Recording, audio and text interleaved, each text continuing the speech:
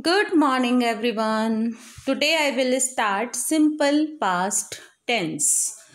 I will tell you the sentence structure of simple past tense and its use. In which situation simple past tense is used. Sometimes simple past tense called the preterite is used to talk about a completed action in a time before now. देखिए simple past tense का प्रयोग हम वहाँ पर करते हैं जहाँ पर जो इवेंट है वो पीछे हो चुका है, पास्ट में कोई चीज़ हमारे हो चुकी है, काम पूरी तरीके से कंप्लीट हो चुका है, तो वहाँ पर सिंपल पास्ट टेंस का यूज किया जाता है. The simple past is the basic form of past tense in English. The time of the action can be in the recent past और the distant past and action duration is not important. देखिए बताया जा रहा है कि हो सकता है कि टाइम वो अभी जस्ट ख़त्म आपने किया है, तब भी आप सिंपल पास्ट टेंस में बना सकते हैं सेंटेंस को, या फिर बहुत पहले कभी कोई भी काम हुआ था, तब दोनों के लिए आप यूज कर सकते हैं simple past tense. Examples: John Cabot sailed to America in 1498. मतलब कि देखिए कितनी पुरानी बात है, 1498 की बात है, इसको भी सिंपल पास्ट टेंस में लिखा गया है. My father died last year. तो अभी देखिए यहाँ पर सिंपल पास्ट टेंस का यूज किया गया है. He lived in Fiji in 1976. We crossed the channel yesterday. ये सब जो है सिंपल पास्ट टेंस है.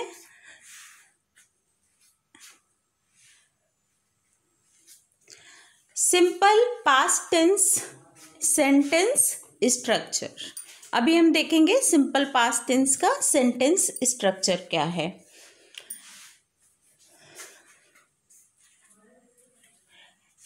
Again I tell you be का मैंने आपको बताया था बहुत ही इम्पॉर्टेंट रोल होता है पैसिव बनाने में. Be first form is am are, second form is was were and third form is been. Keep in the mind, ये आपको अपने माइंड में रखना है कि बी की फॉर्म जो है वो first form, second form and third form. अभी देखते हैं sentence structure. Active voice. Active voice का सेंटेंस स्ट्रक्चर क्या होगा? Subject plus verb second form plus object. This is sentence structure of active voice. ये एक्टिव वॉइस का sentence structure है. Subject plus verb second form plus object. Now see passive voice. आपको अभी तक तो बिल्कुल अच्छे से याद हो गया होगा. ये जो ऑब्जेक्ट है एक्टिव वॉइस का, it comes at the place of subject of passive. ठीक है, यही पैसिव का सब्जेक्ट बन जाता है, तो इसको हम यहाँ पर लेके आते हैं. ऑब्जेक्ट यानी कि सब्जेक्टिव केस में इसको यहाँ पर लिखा जाता है. प्लस देखिए ये वॉज वर कैसे आ गया, ये बहुत ध्यान से सुनना है आपको. आपने देखिए सब्जेक्ट के प्लेस पर जो एक्टिव वॉइस का सब्जेक्ट था उसके प्लेस पर ऑब्जेक्ट को लेके आएंगे. पैसिव वॉइस का जो सब्जेक्ट बनेगा वो बनेगा एक्टिव वॉइस का ऑब्जेक्ट. एक्सचेंज हो जाता है, राइट.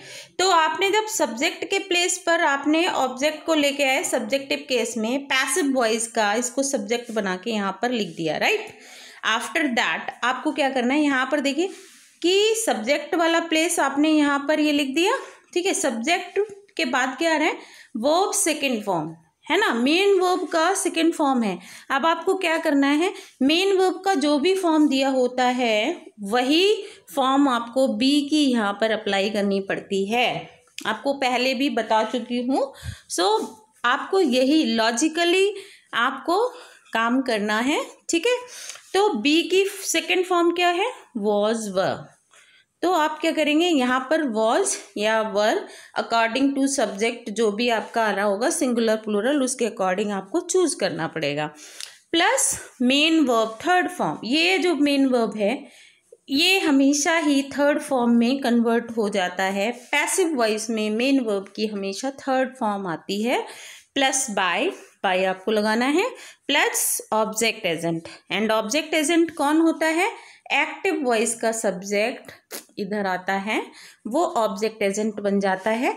अब ऑब्वियस है कि ये जो सब्जेक्ट के प्लेस पर लिखा गया था, जब ऑब्जेक्ट के प्लेस पर आएगा तो ऑब्जेक्टिव केस में आएगा ये।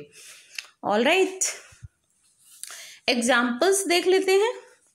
She played tennis yesterday. She subject है, played verb second form, tennis direct object, yesterday extra words. Passive में इसको जब हम बनाएंगे तो देखते हैं कैसे बनाएंगे। आप देखिए, ऑब्जेक्ट को आप कहाँ पर लेके आएंगे, सब्जेक्ट के प्लेस पर लाएंगे। देखिए टेनिस क्या है, ये नाउन है ना। तो नाउन तो अब है, तो आपका नेम है, तो वो सब्जेक्ट के प्लेस पर भी नेम ही रहेगा, राइट। तो आप टेनिस को यहाँ पर टेनिस लिखेंगे। देन इसके बाद देखिए शी प्लेड का सेकेंड फॉर्म यहाँ पर आया है। ओके, सेकेंड फॉर्म, तो हमने क्या करना है, बी का सेकेंड फॉर्म वॉज या वर में से चूज करना है। तो टेनिस सिंगुलर है तो आप वॉज सेलेक्ट करेंगे, वॉज प्लेड। अब ये प्लेड, ये इसका थर्ड फॉर्म है, प्लेड।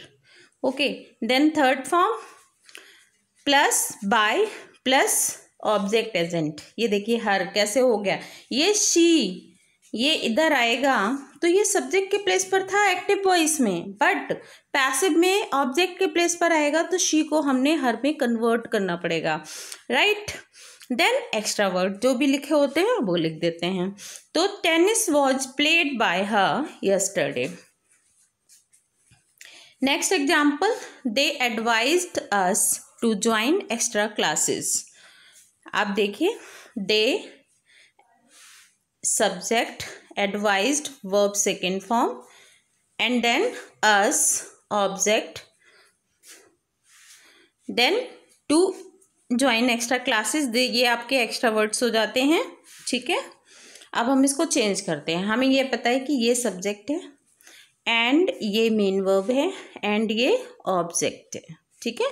तब आप हम ऑब्जेक्ट को यहाँ पर लेके आएंगे सब्जेक्ट के प्लेस पर। पैसिव में अस, ये ऑब्जेक्टिव केस है, यहाँ पर जब हम इसको सब्जेक्टिव केस में चेंज करेंगे तो वी हो जाएगा, वी।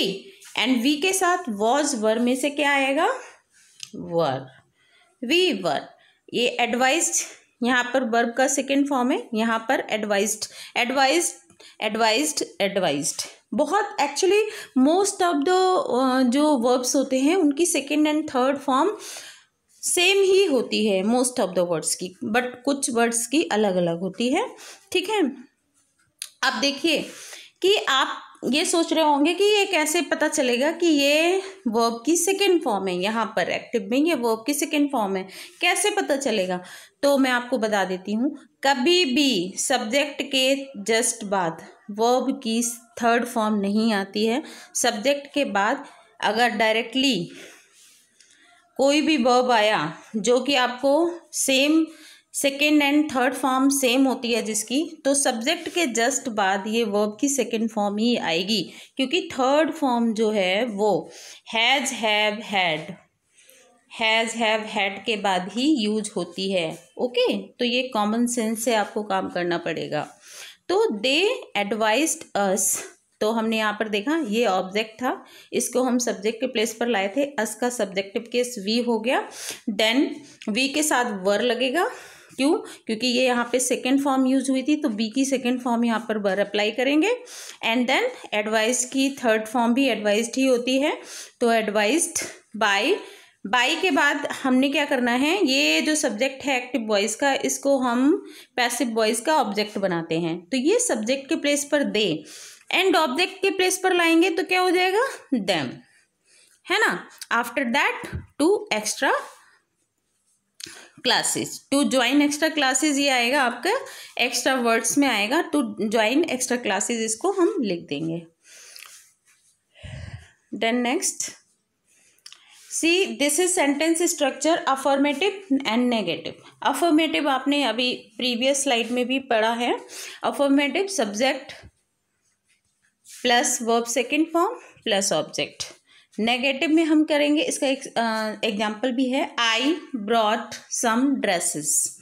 तो मैंने कुछ ड्रेसेस क्या है लेके आई, ठीक है, ब्रॉट है यहाँ पर, आई ब्रॉट सम ड्रेसेस, मैं कुछ ड्रेस लेके आई।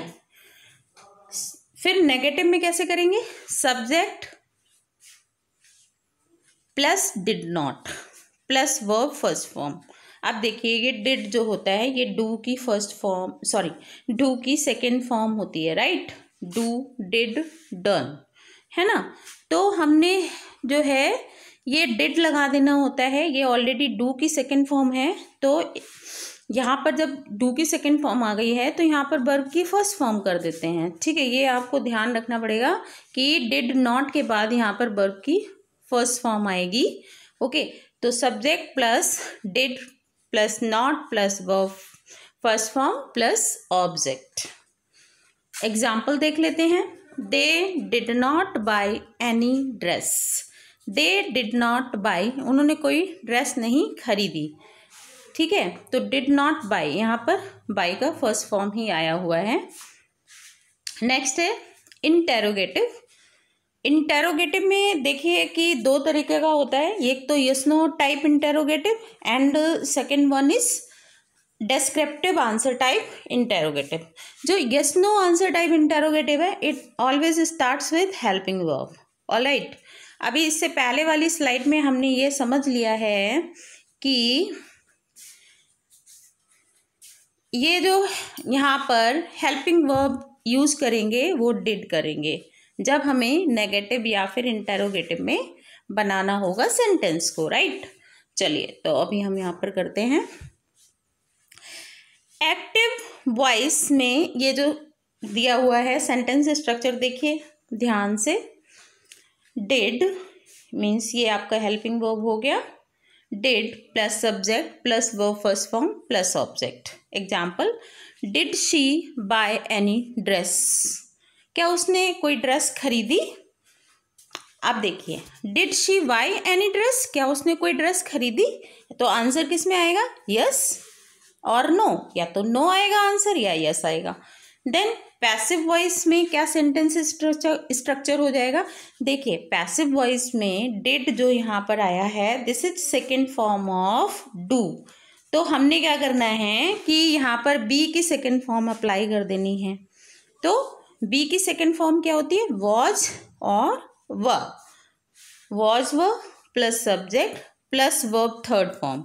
आपको फिर से बता देती हूँ, पैसिव वॉइस में मेन वर्ब की हमेशा ही थर्ड फॉर्म आती है, ओके।